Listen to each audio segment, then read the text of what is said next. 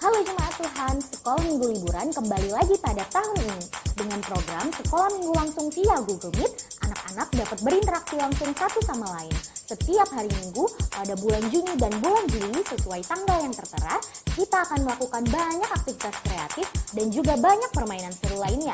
Eits, jangan lupa akan ada hadiah menarik bagi anak yang rajin hadir setiap minggunya.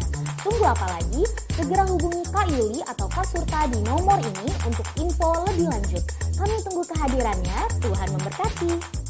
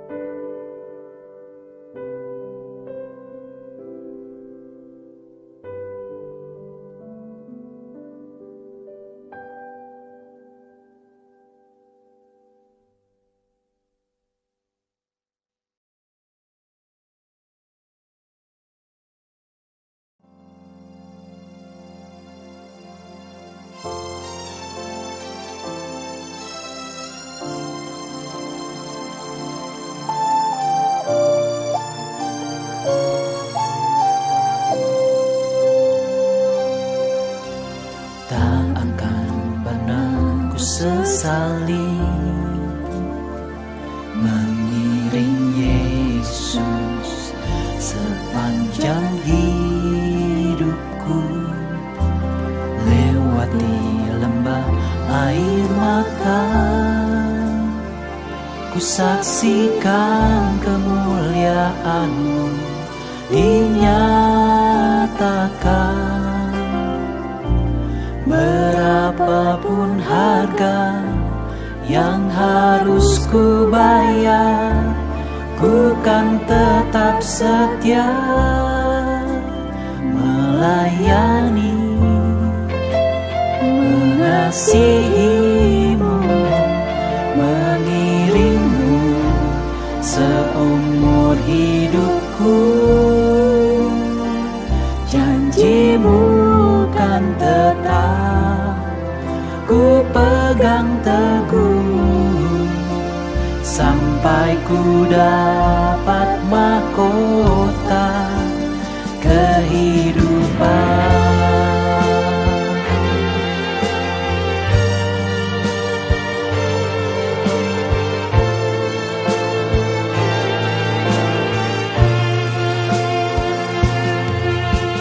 Tak akan pernah ku sesali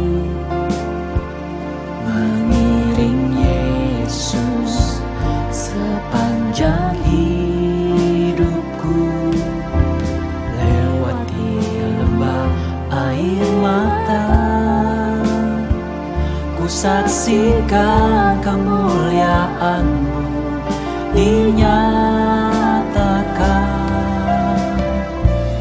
Berapapun harga yang harus ku bayar, ku kan tetap setia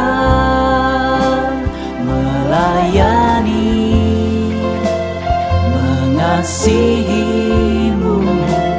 mengiringmu seumur hidupku. Janjimu kan tetap ku pegang teguh, sampai ku dapat mahkota kehidupan. Sekalipun tubuh dan batinku lenyap, tetap Kaulah Tuhanku selamanya.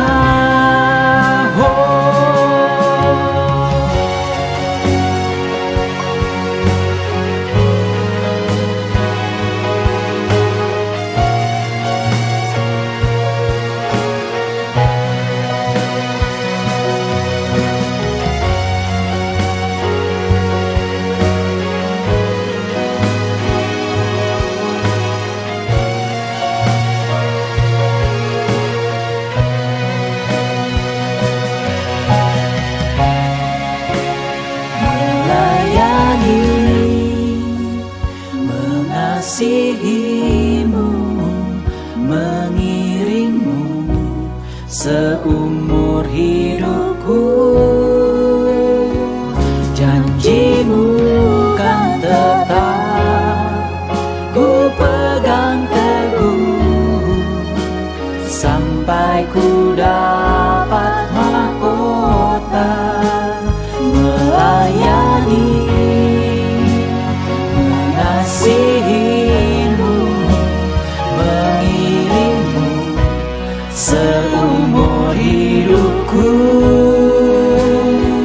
Janjimu kan tetap ku pegang teguh, sampai ku dapat mahkota kehidupan.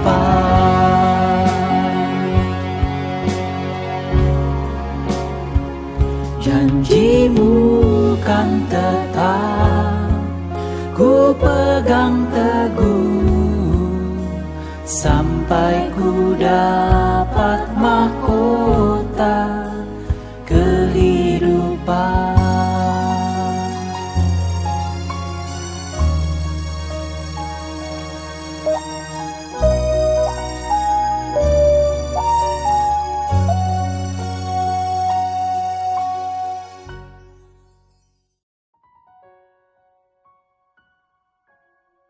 Salam saudara-saudaraku, dimanapun saudara berada menyaksikan ibadah ini.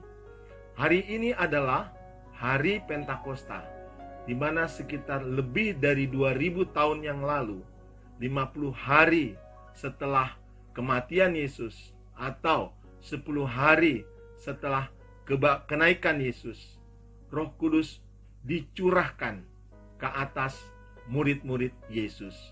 Maria ibu Yesus dan saudara-saudara Yesus dan banyak murid-murid Yesus yang lain. Sejak itulah saudara, kegerakan umat Allah, gereja Tuhan berkembang dengan pesat. Tema ibadah Pentakosta pada hari ini adalah dibaptis, dipenuhi, dan dipimpin Roh Kudus. Mari kita berdoa. Bapa kami yang di surga, kami mengucap syukur. Hari ini kami memperingati hari Pentakosta.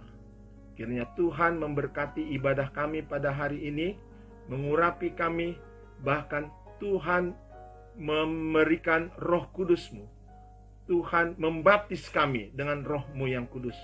Setelah kami mengerti dan mempercayai firman Tuhan ini.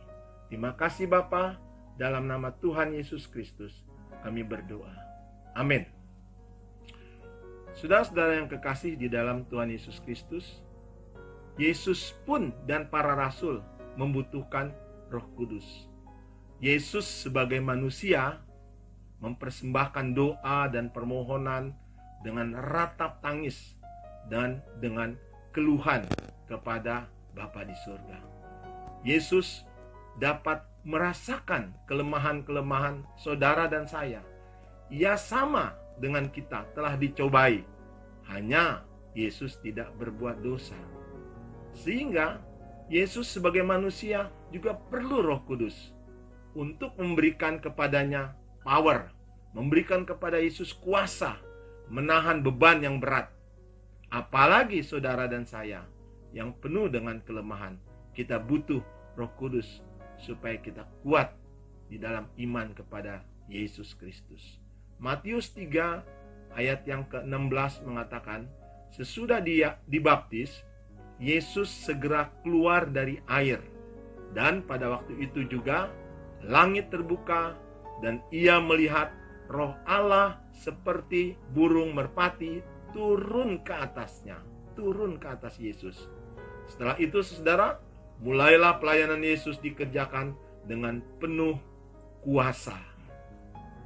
Ayat firman Tuhan yang kita akan baca pada hari ini diambil dari Kisah Para Rasul pasal 2 ayat 1 sampai dengan 13. Ketika tiba hari Pentakosta, semua orang percaya berkumpul di satu tempat. Tiba-tiba turunlah dari langit suatu bunyi seperti tiupan angin keras yang memenuhi seluruh rumah di mana mereka duduk, dan tampaklah kepada mereka lidah-lidah seperti nyala api yang bertebaran dan hinggap pada mereka masing-masing. Maka penuhlah mereka dengan Roh Kudus. Lalu mereka mulai berkata-kata dalam bahasa-bahasa lain, seperti yang diberikan oleh Roh itu kepada mereka untuk mengatakannya. Waktu itu di Yerusalem diam orang-orang Yahudi yang saleh dari segala bangsa di bawah kolong langit. Ketika turun bunyi itu, berkerumunlah orang banyak. Mereka bingung karena mereka masing-masing mendengar rasul-rasul itu berkata-kata dalam bahasa mereka sendiri. Mereka semua tercengang-cengang dan heran, lalu berkata, bukankah mereka semua yang berkata-kata itu orang Galilea? Bagaimana mungkin kita masing-masing mendengar mereka berkata-kata dalam bahasa kita sendiri, yaitu bahasa yang kita pakai di negeri asal kita.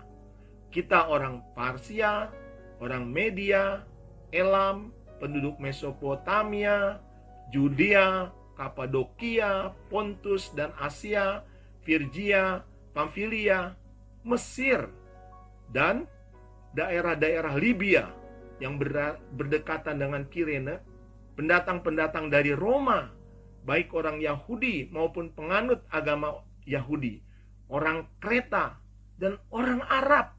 Kita mendengar mereka berkata-kata dalam bahasa kita sendiri. tentang perbuatan-perbuatan besar yang dilakukan oleh Allah. Mereka semua tercengang-cengang dan sangat termangu-mangu sambil berkata seorang kepada yang lain, "Apakah artinya ini?" Tetapi orang lain menyindir, "Mereka sedang mabuk anggur yang manis." Saudara, tetapi saat ini mengapa banyak orang Kristen sukar untuk menerima baptisan Roh Kudus? Apakah baptisan Roh Kudus hanya berlaku saat lebih dari 2000 tahun yang lalu pada zaman rasul-rasul?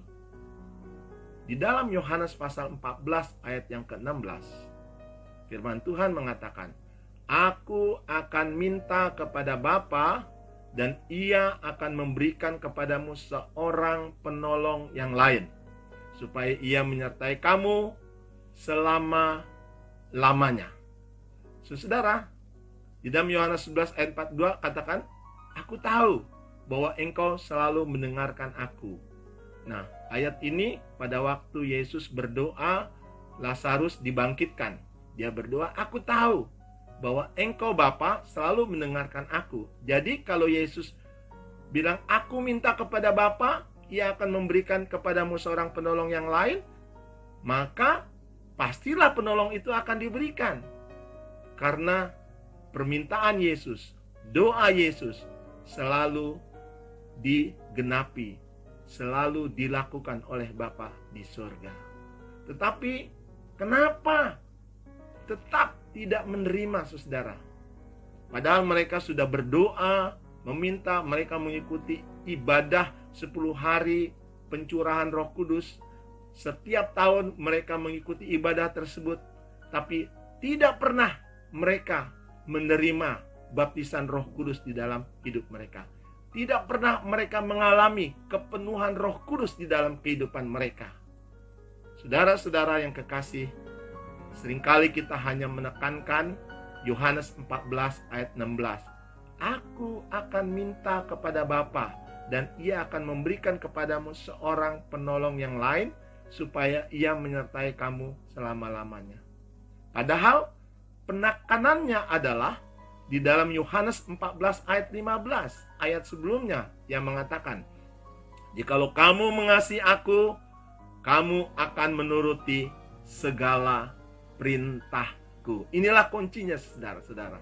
Orang Kristen sering kali, walaupun dia berdoa dengan lama, berdoa berbulan-bulan, bertahun-tahun untuk menerima kepenuhan Roh Kudus, tetapi tidak pernah mengalami baptisan Roh Kudus karena kuncinya tidak menuruti segala perintah Tuhan. Sederhana sekali, saudara-saudara. Kalau kita sebagai orang percaya menuruti segala perintah Tuhan, Yesus akan minta kepada Bapa di surga seorang penolong yang lain. Karena Yesus naik ke surga, kita tidak ditinggalkan sendiri. Kita tetap akan disertai penolong yang lain yang sama kuasanya dengan Yesus, yang akan memimpin kita, akan menghibur kita, akan memberikan kekuatan kepada kita pada waktu pencobaan itu datang, akan memberikan penghiburan kepada kita pada waktu kita mengalami kesedihan, akan memberikan kekuatan iman kepada kita pada waktu iblis itu mencobai kita. Saudara-saudara, maka penolong itu akan menyertai kita. Bahkan Dia akan menyertai kita selama-lamanya. Ingat khotbah saya minggu yang lalu, apa itu perintahnya? Perintahnya terutama adalah, "Pergilah, jadikan semua bangsa menjadi muridku, dan baptislah mereka dalam nama Bapa, Anak, dan Roh Kudus. Dan ketahuilah, aku menyertai kamu sampai kepada akhir zaman." Bukankah ini sudah dikatakan Yesus sebelum dia naik ke surga di dalam ayat yang ke-16 yang mengatakan, Dia akan menyertai kamu selama-lamanya, yaitu Roh Kudus. Saudara-saudaraku yang kekasih di dalam Tuhan Yesus Kristus, mengapa banyak orang Kristen sukar untuk menerima baptisan Roh Kudus? Karena pertama, dia tidak melakukan perintah Yesus. Di dalam Yohanes 7 ayat 38 sampai 39, "Barang siapa percaya kepadaku, seperti yang dikatakan oleh kitab suci, dalam hatinya akan mengalir aliran air hidup. Yang dimaksudnya ialah roh yang akan diterima oleh mereka yang percaya kepada Yesus. Sebab roh itu belum datang karena Yesus belum dimuliakan. Mungkin saudara berkata, saya sudah percaya Yesus, saya sudah setia beribadah, tetapi kenapa waktu saya minta dipenuhi Roh Kudus, saya tidak dipenuhi Roh Kudus? Saudara, seorang yang percaya Yesus seharusnya taat kepada perintah Yesus. Jadi, ibadah saudara, kekristenan saudara tidak ada artinya kalau kita tidak menuruti perintah Yesus. Kalau kita menuruti perintah Yesus, firman Tuhan katakan, Dia akan minta kepada Bapa penolong yang lain, yaitu Roh Kudus yang akan menyertai kita selama-lamanya. Banyak orang Kristen percaya Yesus, tetapi tidak melakukan segala perintah Yesus. Ini yang menjadi halangan tidak menerima baptisan Roh Kudus. Mengapa banyak orang Kristen sukar untuk menerima baptisan Roh Kudus? Karena tidak menuruti perintahnya. Itu langkah pertama, saudara. Langkah yang kedua, harus meminta dengan sungguh-sungguh. Ya. Jadi harus dengan sungguh-sungguh meminta supaya kita dibaptis atau dipenuhi dengan Roh Kudus. Alkitab mengatakan, Bapak manakah di antara kamu jika anaknya minta ikan daripadanya, akan memberikan ular ganti ikan? Atau jika minta telur, akan memberikan kepadanya kala jengking? Jadi, jika kamu yang jahat tahu memberi pemberian yang baik kepada anak-anakmu, apalagi Bapakmu yang di surga, Ia akan memberikan Roh Kudus kepada mereka yang meminta kepadanya. Lukas 11 ayat 11 sampai 13. Sekali lagi, Ia, Bapa di surga, akan memberikan Roh Kudus kepada mereka yang meminta kepadanya. Jadi harus meminta, saudara-saudara. Harus meminta dengan sungguh-sungguh. Tidak asal meminta dari mulut saja, tapi dari hati, dengan satu kerinduan yang sungguh-sungguh. Mereka semua bertekun dengan sehati dalam doa bersama-sama dengan beberapa perempuan serta Maria ibu Yesus dan dengan saudara-saudara Yesus. Ini dilakukan oleh murid-murid Yesus setelah melihat Yesus naik ke surga di Bukit Zaitun, lalu pergi ke Yerusalem dan mereka berdoa di loteng dan mereka bertekun, kata firman Tuhan. Artinya berdoa dengan sungguh-sungguh, minta dengan sungguh-sungguh. Dan apa yang terjadi? Mereka dibaptis oleh Roh Kudus. Banyak orang Kristen sukar menerima baptisan Roh Kudus karena mereka tidak punya, tidak minta, tidak punya kerinduan, enggak rindu dengan sungguh-sungguh untuk dipenuhi Roh Kudus. Sederhana sekali, saudara. Untuk menerima baptisan Roh Kudus, yang pertama adalah menurut atau taat kepada perintah Yesus. Yang kedua, meminta dengan sungguh-sungguh. Perintah yang terutama adalah menjadikan semua orang menjadi murid Yesus. Pasti Yesus akan minta kepada Bapa di surga untuk memberikan Roh penolong yang akan menyertai kita sampai selama-lamanya. Saudara, mengapa banyak orang Kristen sukar untuk menerima Roh Kudus? Karena mereka tidak taat kepada perintah Tuhan Yesus dan tidak minta dengan sungguh-sungguh. Charles Finney, seorang penginjil Protestan terbesar, sebelumnya tidak pernah ada orang bercerita tentang Roh Kudus kepada beliau. Pada suatu malam pergilah ia ke kantor seorang diri dan baru saja ia hendak duduk di kursinya, ia menerima baptisan Roh Kudus tanpa diduga-duga sama sekali. Dan di bawah urapan Roh Kudus, Charles menjadi seorang di antara pengabar Injil yang penuh kuasa, seorang pelopor gerakan kebangunan rohani di Amerika pada abad ke-19. Persis yang seperti Kisah Rasul pasal 1 ayat 8 katakan, kamu akan menerima kuasa kalau Roh Kudus turun ke atas kamu.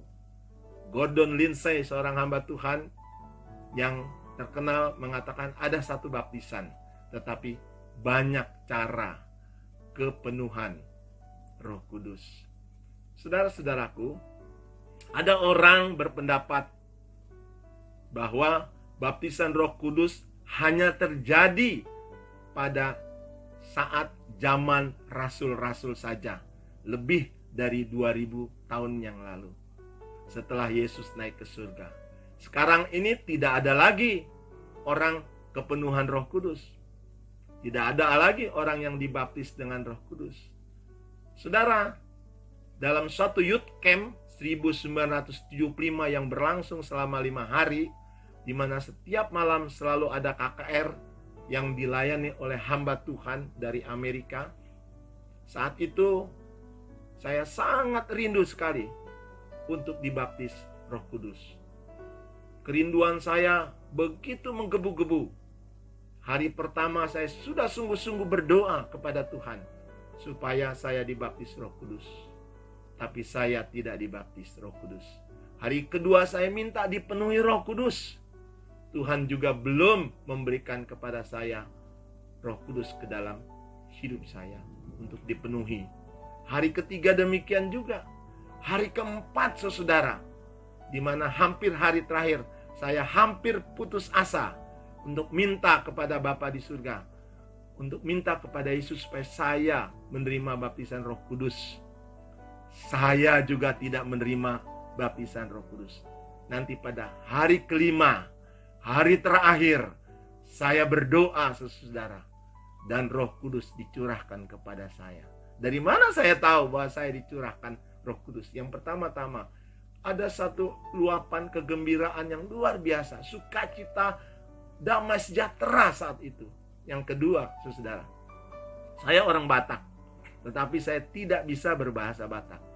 Tapi pada saat saya berdoa saat itu, saya berbahasa Batak. Persis kejadiannya seperti rasul-rasul dipenuhi oleh Roh Kudus 2000 tahun yang lalu. Mereka orang Galilea, tapi mereka berbahasa Mesir, berbahasa Mesopotamia, bahkan mereka berbahasa Arab, saudara-saudara, sambil memuliakan Tuhan di dalam bahasa-bahasa yang mereka tidak pernah pelajari selamanya. Dari mana saya tahu saya berbahasa Batak? Seorang hamba Tuhan, saya sebut namanya almarhum Bapak Pendeta Busmin Simangunsong, dia berkata setelah KKR selesai, kau bilang kau tidak bisa berbahasa Batak, tapi ku dengar tadi kau berdoa dalam bahasa Batak. Inilah keyakinan saya bahwa pencurahan Roh Kudus masih tetap berlangsung sampai hari ini. Bukan hanya terjadi pada waktu lebih dari 2000 tahun yang lalu saja. Sampai hari ini, bahkan waktu saudara mendengarkan firman Tuhan pada ibadah ini, saudara juga akan dipenuhi dengan Roh Kudus. Asal saudara menuruti segala perintah Tuhan dan saudara minta dengan sungguh-sungguh. Selama 45 tahun, itu bukan tidak ada kesusahan di dalam kehidupan saya sebagai orang Kristen. Bukan tidak ada kesedihan, saudara. Bukan tidak ada sakit. Bukan tidak ada kekurangan. Bukan selalu suci atau tidak selalu suci. Dan tidak berdosa. Saya masih hidup di dalam kedagingan. Tetapi karena ada Roh Kudus yang memberikan saya kuasa untuk bangkit dan bangkit. Hingga hari ini saya masih semangat melayani Yesus. Saya masih menggebu-gebu melayani Yesus. Saudara-saudara, Mengapa orang Kristen yang sudah menerima baptisan Roh Kudus masih terus hidup di dalam dosa, sehingga menjadi batu sandungan bagi orang Kristen yang lain? Katanya sudah penuh dengan Roh Kudus, katanya sudah dibaptis dengan Roh Kudus. Kenapa hidupnya masih dalam dosa? Galatia 5 ayat 25 katakan, jikalau kita hidup oleh Roh, baiklah kita juga dipimpin oleh Roh. Karena mereka dalam hidupnya tidak mau dipimpin oleh Roh, walaupun sudah dibaptis oleh Roh Kudus, walaupun sudah dipenuhi oleh Roh Kudus, mereka masih hidup di dalam kedagingannya, masih hidup di dalam hawa nafsunya, emosinya, dan egonya, saudara, sehingga mereka tidak menjadi berkat bagi orang banyak. Inilah mengapa orang Kristen yang sudah menerima Roh Kudus tapi masih terus hidup di dalam dosa, karena mereka tidak peka untuk mau dipimpin oleh Roh Kudus. Jikalau kita hidup oleh Roh, baiklah kita juga dipimpin oleh Roh. Sehingga walaupun sudah dibaptis Roh Kudus, hidupnya seperti yang firman Tuhan katakan. Bagi mereka cocok apa yang dikatakan peribahasa yang benar ini. Anjing kembali lagi ke muntahnya, dan babi yang mandi kembali lagi ke kubangannya, karena mereka tidak mau dipimpin oleh Roh Kudus. Saudara, kesimpulannya adalah untuk dibaptis oleh Roh Kudus adalah sederhana, simple. Yang pertama, menuruti segala perintah Yesus, terutama perintah untuk memberitakan Injil kepada semua orang, menjadikan mereka murid Yesus. Yang kedua, minta dibaptis Roh Kudus dengan sungguh-sungguh, berdoa, minta dengan sungguh-sungguh. Yang ketiga, hidup mau dipimpin oleh Roh Kudus. Maka hidup kekristenan saudara pasti akan berbeda.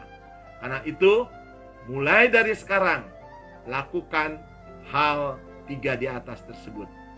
Tuhan Yesus memberkati saudara. Amin.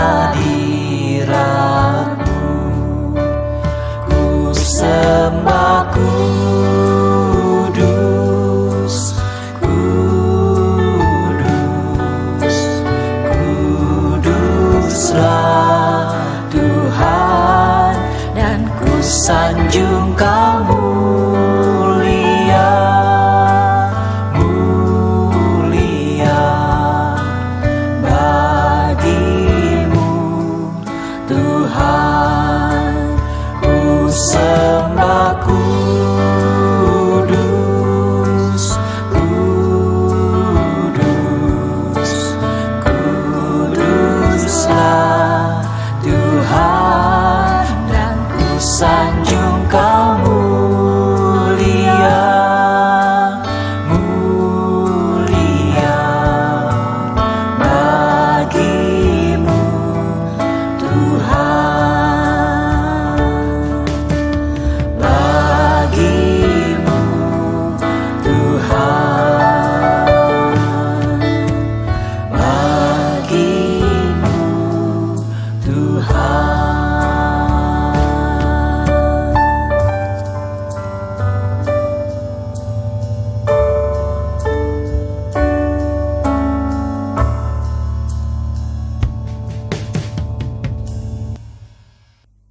Mari kita berdoa. Bapa di surga, kami mengucap syukur karena kami sudah mendengar firman Tuhan. Begitu sederhananya kami untuk dapat dipenuhi Roh Kudus, untuk dibaptis oleh Roh Kudus.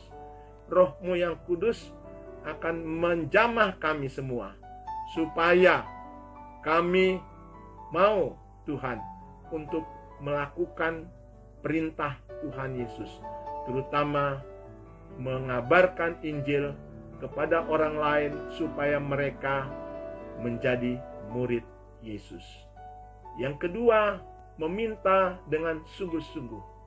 Dan yang ketiga, kami mau dipimpin oleh Roh Kudus. Roh Kudus menjamah kami. Yesus membaptis kami dengan Roh-Mu yang kudus. Roh Kudus turun ke atas kami karena kami hidup menjadi kuat. Kami hidup penuh dengan kuasa. Kami hidup penuh dengan semangat. Terima kasih Tuhan, memberkati kami semua yang sudah melayani ibadah ini. Hamba-hamba Tuhan, Tuhan berkati. Kami berdoa Tuhan mengakhiri ibadah ini. Saudaraku, angkatlah tanganmu dan terimalah berkat dari Tuhan.